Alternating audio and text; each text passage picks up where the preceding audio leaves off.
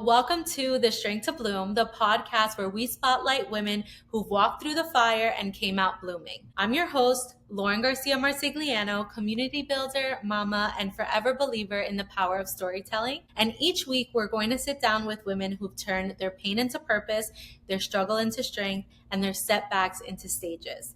So today we're going to get into a story, and it's one that reminds us how quickly life can shift and how fiercely we can come back. Today's guest is a woman who redefines resilience. Sarah is a fellow Mrs. New Jersey International Sister Queen that I had the pleasure of competing with and someone that I deeply admire. In 2016, at just 32 years old, her life changed forever when she suffered not one, but two strokes caused by a spontaneous tear in her vertebral artery, a condition called VAD. What followed was a journey of confusion, intense physical and emotional healing, and a powerful rediscovery of self. But instead of letting that moment define her, Sarah chose to use her story to raise awareness, to speak out, and to remind all of us to advocate for our own health, no matter how young, healthy, or dismissed we may feel. Her journey is raw, real, and unforgettable. So let's just dive in. Hi, Sarah. Hi. If you want to do a quick intro to yourself, and then we'll get started with our questions. Okay, I am Sarah Lacertosa. As Lauren said before, I did suffer two strokes at the age of 32, and I want to be a voice for people who may not be heard because it is very uncommon. But now knowing about it, it's become more common. So, Okay. Yeah, so I want you to take us back to that day in 2016. What did you think was happening at first, and how quickly did things begin to shift? So I've always had neck pain. I have arthritis in my neck, just hereditary, and I've always cracked it since I was a teenager. Everybody cracks their neck to relieve the pain. One day in September, I cracked it so hard I felt a burn, and I'm like, "Whoo, that felt weird." So I thought maybe I pulled a muscle, I popped something, not knowing what I really popped. And I asked my neighbors to get the kids from the bus stop because I just felt really weird. Weeks leading up to Halloween, which I had the strokes, I felt disoriented, tired, confused. And the day of the stroke, Halloween, I was driving to work and I felt really like I was getting vertigo driving. I get to work and I walk in and I tell my manager that I feel like I need to go home. And she just blew it off because she thought I just didn't want to work that day because it was Halloween. And, I can't blame her. Yeah. And then bam, it just threw me for like a loop. I remember literally crawling, holding on to get to the bathroom, and I'm falling over and getting sick, physically sick. I called my mother and father-in-law. They picked me up. They drove me home. I felt like I was falling into the back seat. They bring me to the couch. I was falling. I was screaming because I just felt like I was falling nonstop. That lasted about, I want to say, 8 hours. The kids get home from trick-or-treating. I give them dinner. I try to eat something and it gets stuck and I couldn't swallow. Like, that's so weird. Not thinking anything of it. I go, I'll call the doctor tomorrow. Maybe it is a vertigo. I call the doctor and the nurse immediately says, you need to go to the ER immediately. So I go to the ER. My mom takes me and they, brush it off as maybe I pulled a muscle. Maybe it is vertigo. The CAT scan showed nothing. So they did want to keep me overnight to have an MRI. So I had the MRI the next morning, and then they saw something. They didn't tell me what it was yet, but two dead areas in my medulla oblongata and my cerebellum. So like, well, she's 32. She's healthy. Why would she have signs of two strokes? So the neurologist on call sent me down for an MRA, and that showed that my vertebral artery in my neck, I did back in September, a couple weeks beforehand, tore it. And I was taking ibuprofen, 800 milligrams every 4 to 6 hours because of the pain for the headache I was having, which also is a blood clot, which I didn't know. So I spent about 7.5 days in the hospital, and I had, I think, 5 or 6 older roommates, which was annoying because here I am, 32 years old, and these women are going home before me. But back then, no one really knew why a 32-year-old healthy woman would have a stroke. There was nothing out there. My husband and I were Googling what VAD was, and no one knew about it.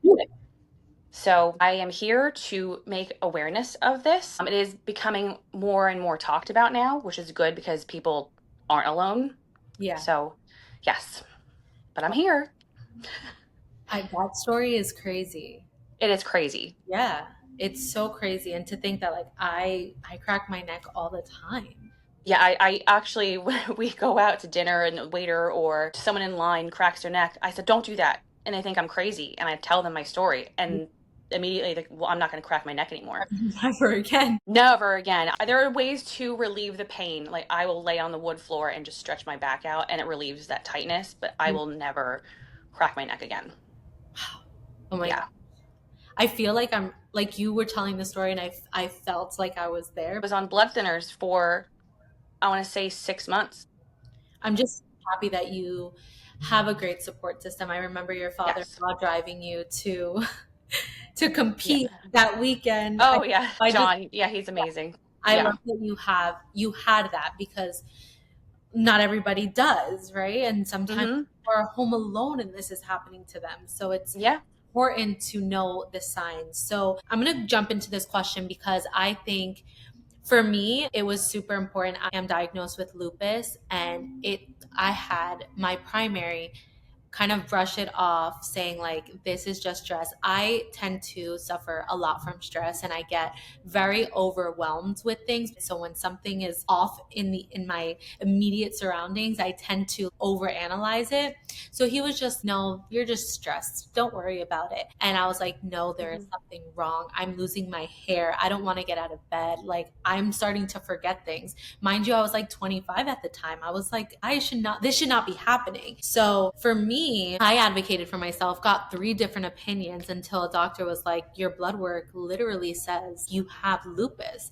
He put me on medication and I have never felt better. And that was because like I stood my ground. I knew something. I would cry to my dad and to my mom and I'm like, no, I know that there's something off. So Yeah.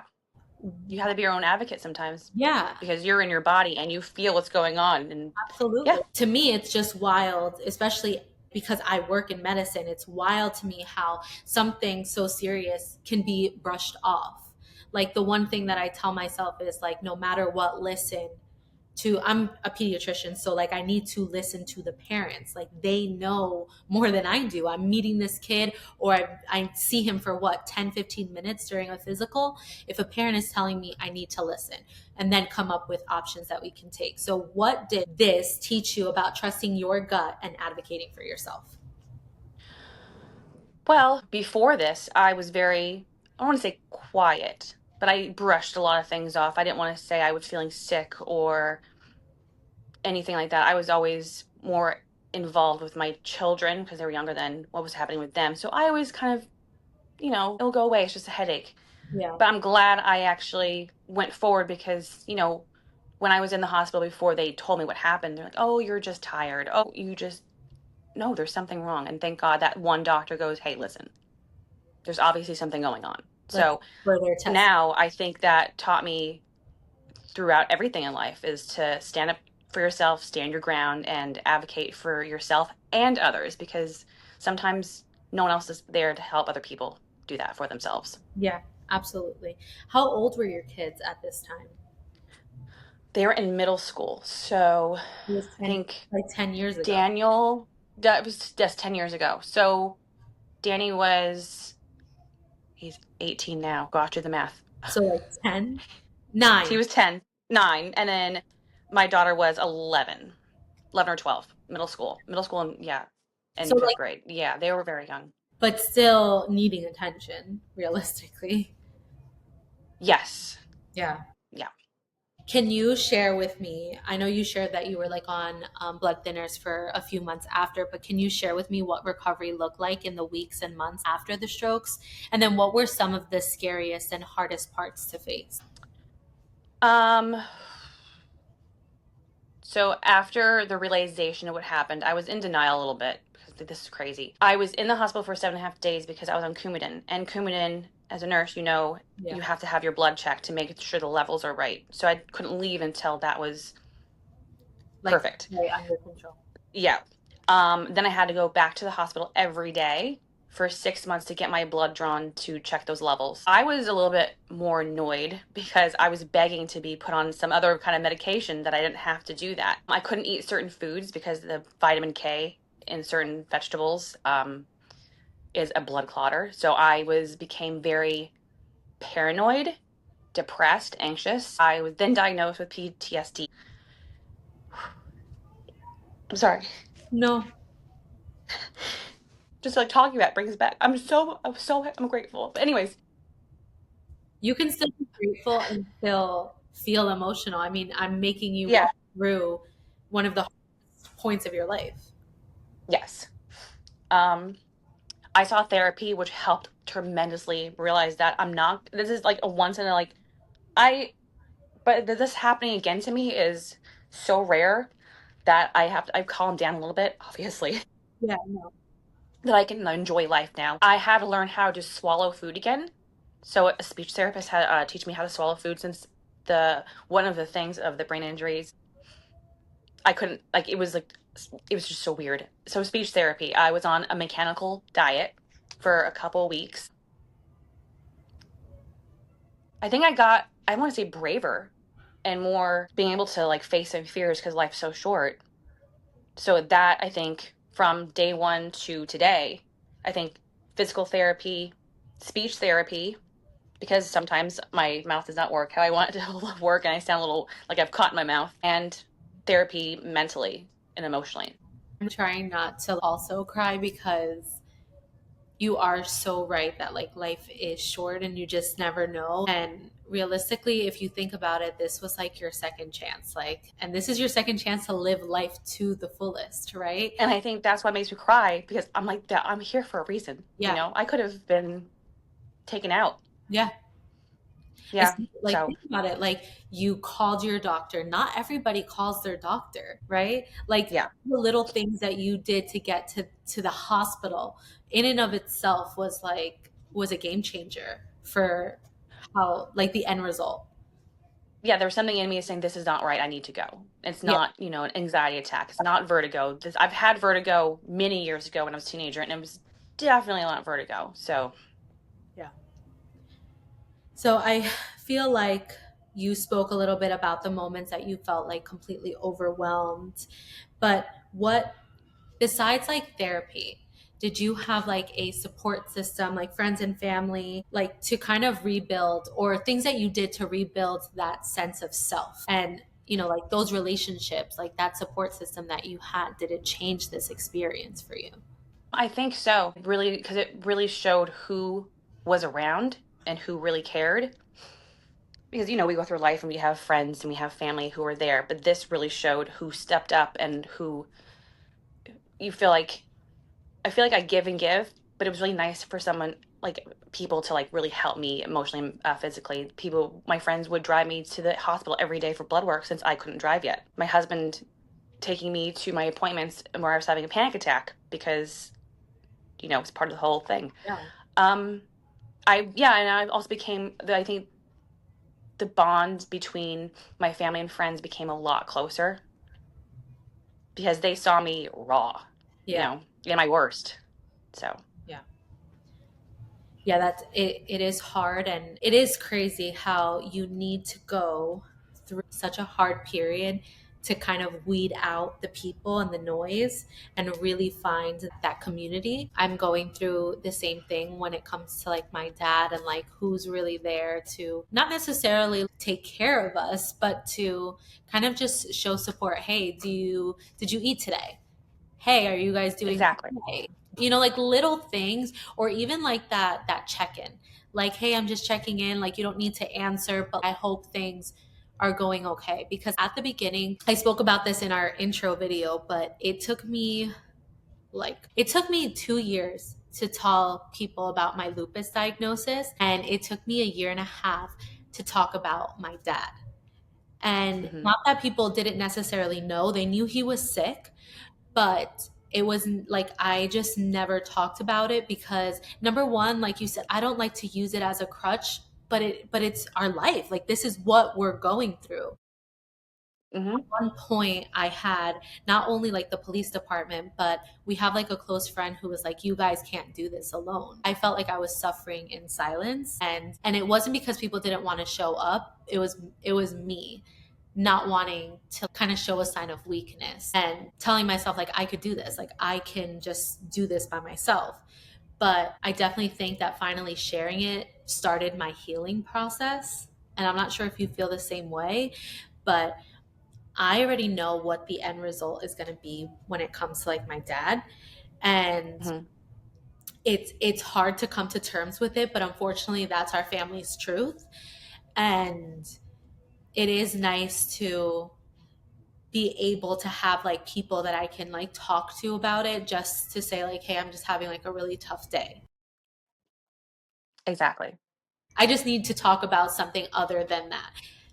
Like I mentioned, like it took me a really long time to like share these things about what I was going through, but I do feel like you are so brave, and you've been open about sharing your story. So what Well, inspired you're so brave too. Look at you. Look at, you're amazing. now? Like I'm saying like I feel Now, what you have to build up to it. I get yeah, it, but I'm yeah.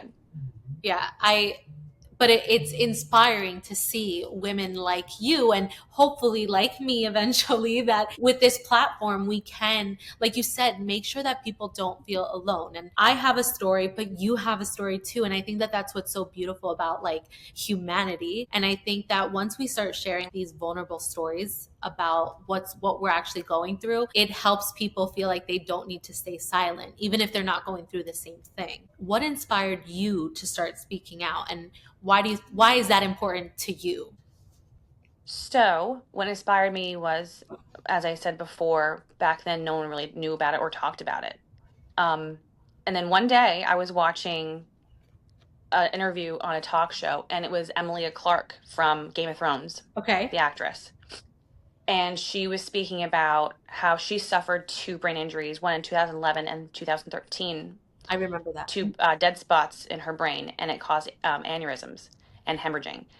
And she founded sameyou.org, which was my charity work that I've been still a part of. I'm the survivor story on their website. And I saw that and I was amazed, like, wow, I'm not alone. And then that was just the beginning of that whole nonprofit organization. So I've been really focused on them since I want to say 2017, 2018, when I finally found that I'm not alone. There's other people out there who are suffering as well. And it was a good community. So that has been a true blessing. And then that's when I figured, you know what, I'm going to say something too, because not many people will know about this. I'm going to be a voice for a lot of people who need help or don't know where to go. You know, you look at me and I don't look like I'm suffering, but I'm still suffering every day. I'm, numb in my right arm. I just, again, I mumble my words. My right foot doesn't like always go with me, and I trip and fall, and I look just like a ditz. But I just want to be the person that says, "Hey, you're not alone. You're okay." And I was very blessed to have medical insurance and insurance for therapy, and a lot of people do not Yeah. have that for rehabilitation or anything. So saying you is very dear to my heart because they also help people find physical therapy, emotional support, especially when they don't have family. Yeah. There's a lot of people who don't have family or friends and they're going through this. So I just want to be an advocate for them because I was an advocate for myself, and now I think that some people don't have that. 100%. I think organizations like Same You, sometimes people don't know that they exist, right? Exactly. And it was just a whim for me to watch I don't watch talk shows. Yeah. Like, it was late at night. I just turned the TV on. I'm like, what? And it was amazing to see that. I was like, God being like, you need to watch this right now. And there she is. I mean, So it was meant to be. it And was meant to be. it is. There were so many resources that I now know about for my dad, but if you would have asked me this when we started this whole process, I would have been like, we are completely lost, and I have no idea what my next step is. And I'm in the Yeah, it's medical field, scary. you know? Yeah, it's scary Yeah. to feel alone and not know where to go. Like you're drowning. A hundred Yeah, percent. I mentioned it in our intro video, but I like at the beginning, I felt like completely lost because not only was I I was in the medical field, but there's nothing like, and I mean nothing that I can do for my dad because this is terminal. It has no cure. We have tried treatments from like Australia, like things that aren't technically approved here, and there's just nothing. And to me, that's wild. It's wild. Yeah. And it can be very isolating too, feel very alone. And 100%. 100%. But there are places like Same You that even offer support groups, like for caregivers, for like the people actually going through this. And it's organizations like that that make sure that we don't feel alone. So I'm so happy that you are a part of that because you have a story to share. And I'm happy that you found support in yeah, your dad's situation too, in your situation. still have chills like thinking back to your story. It's so crazy that that happened. So, what advice would you give to someone who has a powerful story but isn't sure how or where to share it? I would just start talking to friends and family about it. That's how, I saw my friends and family knew how depressed I was and scared to do anything. Um, and I was talking, like, my mother-in-law was a big support. So just like speaking to her, she's like, you know what, you should like do something and say something. So I started posting things on Facebook and Instagram about Stroke Awareness Month, and I'm a badass, I'm a stroke survivor, and people would comment, wait, what, you had a stroke? I go, actually, I have two. Not, woe is me, I had a stroke, but hey, by the way, just be careful, life is precious, and one little crack of your neck could really go there. So I think little steps of just talking to friends and family and then getting, I guess, the nerve to go out there and speak about it just in like little things on Facebook and Instagram grew and grew and grew. And then I met Sarah Campbell. Okay. I did her, yes, former Mrs. New Jersey. I did her maternity shoot and we were talking and she shared her story. And I go, oh, and I shared a little bit of my story. She's like, you should run for Mrs. New Jersey. I go, yeah, okay. And I didn't do it that year. In the following year, this past year, I did compete because, they are like, you have a great story about this and people need to hear it. And I was out of my comfort zone and I said, you know what? Screw it. I'm going to do it.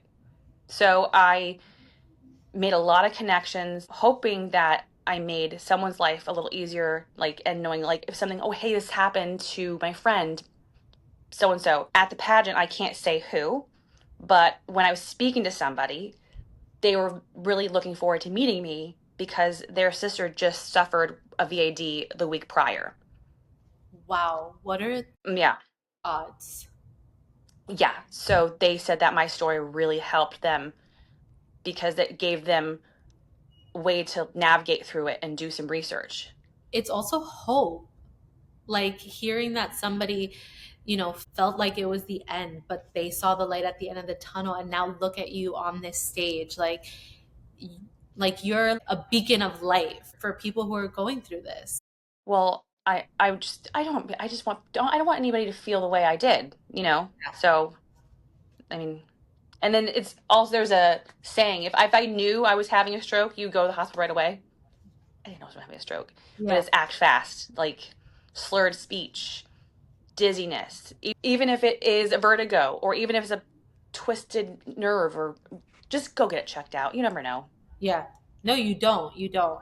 I remember working in the emergency room, and like anytime somebody would come in with those signs and symptoms, you would hear, we would like, it would go crazy. All the nurses would drop what they were doing, go straight into the code room. It is like, it's serious. It's serious. Yeah, There are serious consequences to not getting it checked out on time. So exactly. I have to say, your story is inspiring. You are a beacon of light. Like, I mean, it takes a strong person to then come and compete for something so that you can share this platform, you know? Yeah, And I want you to do it again. we'll see. We'll see. We'll see. Okay. So, how do you define strength now compared to how you may have defined it like before? I take life very seriously now. Not to so seriously, a robot seriously, but seriously enjoy the smallest things ever. Little arguments, let them go. Yeah. I just, yeah, every little thing I take like I took for granted before. Like fresh flowers I get once a week for my kitchen just to make me happy. Like it just little things. Like I'm not gonna spend $15 today on fresh flowers. No, I am because it makes me happy. Yeah. Holding a door open for somebody and not being rude. I know I just so silly, but those little things in life I enjoy more now than I did before because I just was going through the motions of life. Yeah. It's so crazy because I feel that same exact way. And it took something really hard to like actually smell the roses. Life Yeah, is freaking short. And it is so short. yeah, yeah. And I think now I make a joke saying that the part of my brain that had a filter is now gone. So I just say how it is. I try to be a little nice. But now when I have an argument with somebody and I stop and think, is it really important to have this argument right now? Because I'm wasting a good 15 minutes of my life and your life fighting over something silly. So that I think really I like about myself now because I don't sweat the small stuff. I love You that. know? Yeah, I just And like, it why are you takes yelling? a long time to get there. So the fact that you're able to get there after something honestly traumatic happening to you Well, is, it wasn't overnight. That took some time. yeah, Yeah, I think that's yeah, stop and smell the roses, enjoy life, and who cares who didn't flush the toilet? Like it's not that big of a deal. yeah. You know, just yeah. And then if someone like honks at me in traffic, I'm not like Have a great day. flipping them off and I just go, I have a horn too. You want to hear it? Yeah. Just I'm Have a sorry you're having a bad day, but I hope it gets better. Yeah. What message do you hope people take away when they hear your story, especially women who may feel like they have a health concern and they're not being heard? Well, I've been seeing a lot of things posted on Instagram, articles of a lot of women thinking they had like an ingrown hair on their arm and they pick at it, nothing goes, like it's not getting better. And they finally go see a doctor, like, oh, it's nothing. That's nothing. Then what one doctor goes, you know what, let's test it. And it becomes like this huge issue and it's like internal. So those stories are like really crazy because it happens more than we know. And those patients, those women and men who push forward and say, no, there's something wrong with me. And no, it's not in my head. I think you just have to keep going and be annoying. Who cares? You know, you're not going to go home with that doctor or nurse. You go to the next one and you make sure that someone, you click with somebody and they do the digging and find out what's wrong with you because it can make you go crazy. Yeah. So it's basically just advocate for yourself. Advocate, advocate, advocate, advocate. Just don't think you're going to step on anybody's toes and you're annoying. Who cares if you're annoying? Just do it Yeah. because it could save your life. Yeah, absolutely. And the one thing that I can say is that if you're ever, and this is like my piece of advice, if like you're ever in a position where you can advocate for someone else because you Yes. know what's going on, advocate. I wish I knew somebody maybe like going through the same things that I was going through. I had a babysitter who was diagnosed with lupus when I was very young and she ended up passing away from it. And when I started with my symptoms, like I wish that I had her or somebody that I could have spoken to. What do I do? Like, what are Yeah, the next steps? Especially when my doctor was telling me that it was kind of just stress and all in my head. And I'm like, I know my body. So it's like, exactly. if I could be that for somebody else, because I wish I had somebody like that, I try and do that. And I think that we should all just be kinder people. Yes, and look at you, you're an advocate, Yeah. and people are going to hear your story and be like, "Hey, maybe I should get this checked out and not be brushed off by my doctor." Yeah, absolutely. That's really the purpose of the Strength to Bloom, is to have this platform where other people can share their stories, because like I said, everybody has such a unique story. People can take pieces of it and say like, okay, I completely feel that. I understand that. That's what I'm feeling right now. Even if we're not driving the same car, we're still trying to get to the same place. So I hope that they can take my episode, your episode, and really feel like they're being seen, heard, and they can actually take action from it. Like that's the goal. Exactly. That's the goal. Yes. So how do you think that someone can be a better advocate for themselves? I don't want to say stay off Google because Google will tell you anything that's wrong with you. I was actually told multiple times by my doctor, stay off Google because I would be out there all night thinking I had everything. Yeah. but find websites. Don't Google your symptoms. Well, Find websites saying like, like that's how I found samemuta.org. If you are having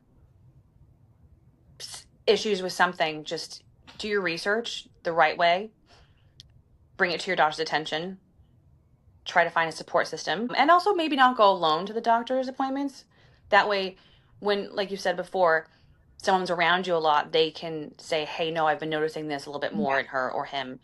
So I think a support system, stay off Google, do the right research, and advocate for yourself. I think that's Educate the way to yourself go. for sure. Yeah. I think that's super important. I don't know if you heard, but there's like we were talking about like crazy medical stories and have there was a story that some girl put in her symptoms on ChatGPT and it told her like you need to go to the hospital and she ended Oh up in no. the hospital and needing like surgery. But there are evidence-based websites that are really good. I can Exactly. try and link them in the caption just in case. But like Yes. putting in your signs and symptoms, making sure. I think one of the best things that I tell my patients is I like them to keep like a diary, a journal of Hmm. symptoms that they're feeling coming up. Like I'll say, okay, I understand you, I hear you. Let's follow up in a week from now. Keep a journal of like what you're feeling, how you're feeling, if anything precipitates it, like if anything triggers it. And let's meet back here in a week because I can say, I'm going to put in a referral to the neurologist or to anything. But unfortunately, specialist appointments sometimes take a little bit of time. So it is really Yes. important to be really attuned to like your body and like what signs and symptoms you're feeling. It's funny you said that because I did start keeping a journal when I was going through my recovery, and I just made an appointment with a new neurologist. I think the end of this month because I can't find mine. I think he retired. Didn't know. I don't know where he is. And I can't say his last name, but it's kind of funny. I'll tell you later. It's like a who, what, where name. So it's like where'd he go? Yeah. So I have a new one because I have sometimes have new symptoms arise, and I'm now keeping a journal. Smart that you mentioned that. I was coming back from Florida with my husband, and the back of my ear, like this side, is like numb. So it's like half of it's like weird, and my arm is like more. I call it spicy. It's like you feel like it's like a Sprite from McDonald's, like that spiciness. It started, yeah. So those are new symptoms. So I need to get those checked out because it could just be residual. Yeah. But again, a good thing with the journal, 'cause I forgot to even mention that. My question is, what do you think your past self would tell you now? You think she would? I think I'd be very proud of myself as I'm not as afraid, timid, people pleasing. Not worried if I say something it's gonna upset somebody, not on purpose, meaning Yeah, yeah. like um I think I'd be very proud of myself. And also, yeah, I'd be proud of myself. I wouldn't know who I was if I went back in time and saw me now. Yeah. I Yeah. I'm proud of you. And we've only met Thank like you. what 3 months ago. So yeah. Yeah. 3 months Yeah. ago. Oh, wait, no. 4 months ago, yesterday, the second. No, March. 3 months. Yeah, March, April, May, June. No, April, May, June. April, May, April, May, June. Okay. Wasn't it March 2nd? Yeah, but you don't count March. I mean, you don't count like so you would count March to April, April to All right. Okay. We'll say it's my condition. okay.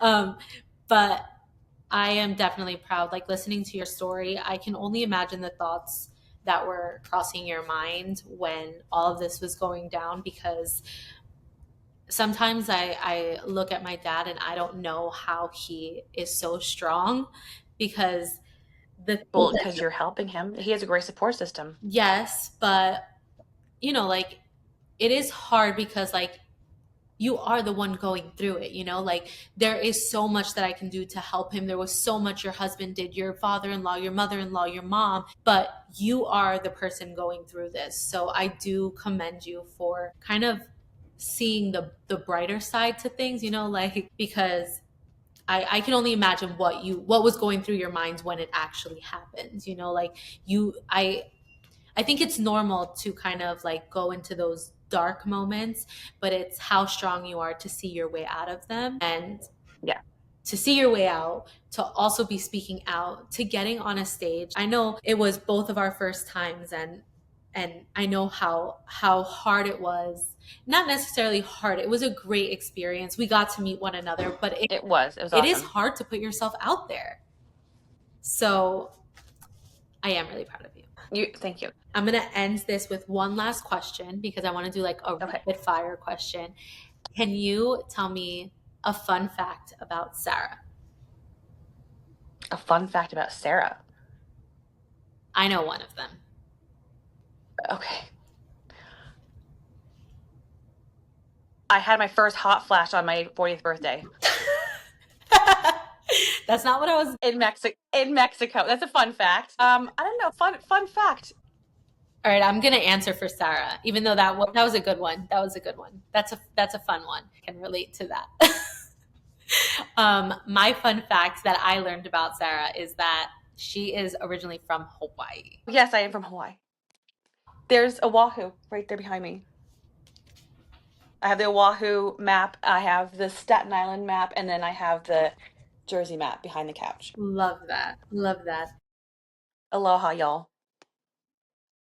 So, if you took anything away from today's episode, let it be this: your body whispers before it screams, and your story matters more than you know. Thank you, Sarah, for showing us what it means to fight for your life and your voice. And thank you for listening or for watching. I hope that you subscribe, leave a review, and ultimately share this with someone who might need this reminder so that they can bloom through whatever they're going through. And until next time, stay strong, stay grounded, and keep blooming. Bye. Thank you.